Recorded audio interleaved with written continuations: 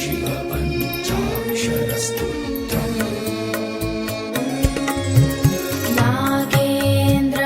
नागेन्द्रहाराय त्रिलोचनाय भस्माङ्गरागाय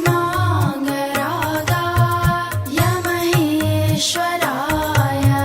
नित्याय शुद्धाय दिगम्बराय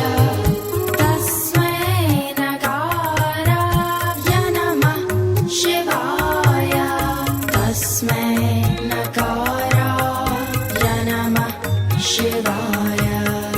तस्मै नकाराय नमः शिवाय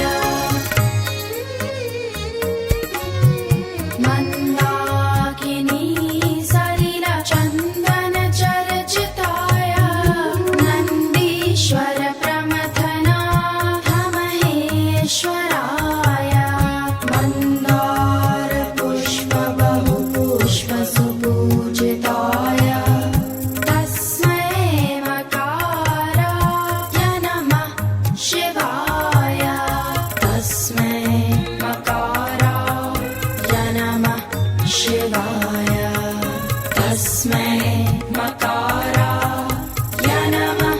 शिवाय शिवाय गौरी वदनाब्जवृन्द सूर्याय दक्षाध्वरनाशकाय श्रीनीलकण्ठाय वृषध्वजाय तस्मै शिकाराय नमः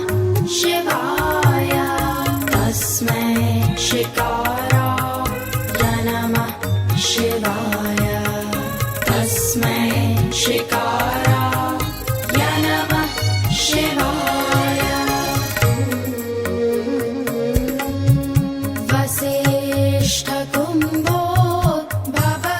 वसिष्ठकुम्भोद्भवगौतमार्य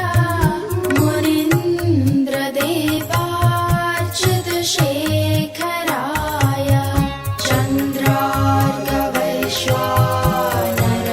चन्द्रार्कवैश्वानरलोचनाय तस्मै वकाराय नमः शिवाय तस्मै वकाराय नमः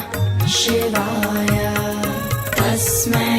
वकाराय नमः शिवाय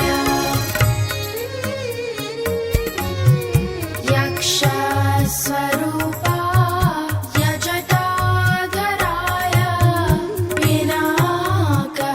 पिनाकहस्ताय सनातनाय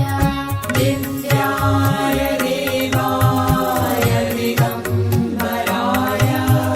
तस्मै यकाराय नमः शिवाय तस्मै